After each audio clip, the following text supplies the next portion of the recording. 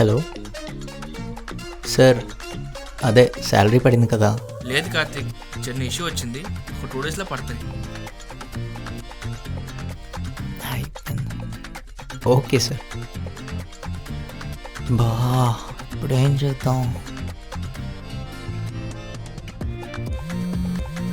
అమ్మా, ఇది ఫోన్ చేసేస్తుంది.